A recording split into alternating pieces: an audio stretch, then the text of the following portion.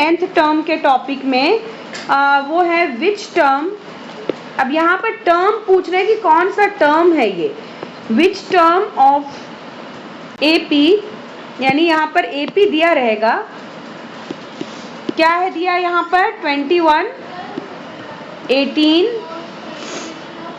15 dash dash dash dash, यानी ये AP आपका दिया गया। अब पूछा जा रहा है विच टर्म, ये आपका क्वेश्चन है, which term of AP 21, 18, 15 dash dash dash dash is -81, यानी पूछा जा रहा है कि इस एपी का कौन सा टर्म -81 है। राइट मुज़क्किर, -81 दिया गया है कि जो आपका nth टर्म है वो -81 है, लेकिन ये कौन सा टर्म है ये नहीं मालूम। ये है कोई एक टर्म है ये एपी का, that we don't know, that's why we are writing an।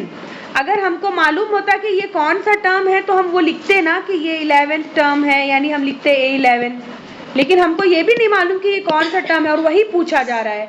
तो सेम फॉर्मूला हम यूज करेंगे, an is equal to a plus n-1 into d. तो सबसे पहले an तो हमको दिया गया है -81 है, तो यहाँ पर -81 लिख लेंगे, that is equal to a क्या है क्वेश्चन में से मुज़क्किर 21 प्लस n, आपको n दिया है नहीं दिया है ना, यही तो मालूम करना है हमको, n-1, और d आपको मालूम करना पड़ेगा, तो d चलिए मालूम कर लेते हैं, d is equal to 18 minus 21 -3, correct, into -3।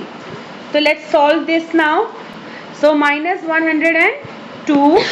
अब ये जो है ना, ये -3 जो इधर मल्टीप्लाई हो रहा था, ये -3 इधर मल्टीप्लाई हो रहा था, तो मैं क्या करूंगी, इस स्टेप में मैं इसको यहाँ पर लाके डिवाइड कर दूंगी। Right Muzakkir, we can do this.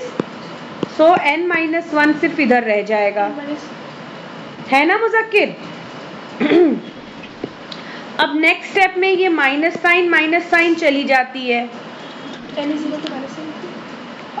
3 से हम ये कट कर सकते हैं, 3 1 ज़ा 3, 3 3 ज़ा 9, 10, 3 4 ज़ा 12, तो ये हो जाता आपका 34 इज इक्वल टू n-1। तो यहाँ से नहीं, -34 नहीं होगा क्योंकि माइनस साइन तो कैंसिल हो जा रही है, तो n की वैल्यू हम यहाँ से निकाल सकते हैं बराबर 34 plus 1, so n is equal to 35। अब हमको मिल गया कि ये कौन सा टर्म है, तो n आपका एक्चुअली होता है कि ये कौन सा टर्म है, n डिनोट करता है कि ये कौन सा टर्म है।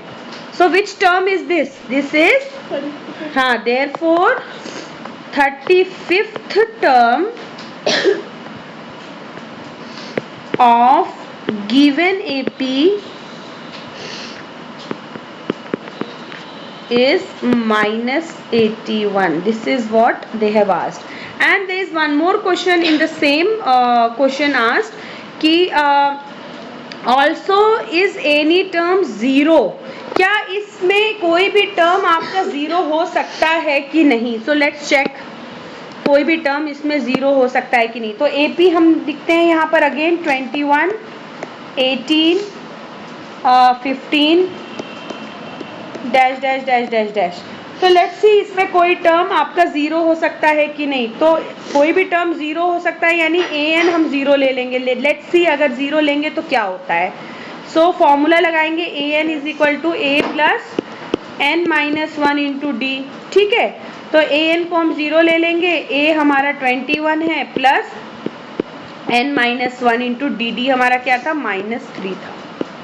तो ये हो गया -21 is equal to n-1 into -3। अब -3 से डिवाइड कर देंगे नेक्स्ट स्टेप में हम, तो ये माइनस साइन कैंसिल हो गई।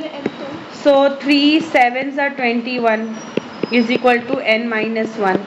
तो n आपका क्या हो जाएगा, 7 plus 1 which is equal to 8। तो यस, आपका एक टर्म 0 हो सकता है, कब, 8th term, therefore 8th term is 0।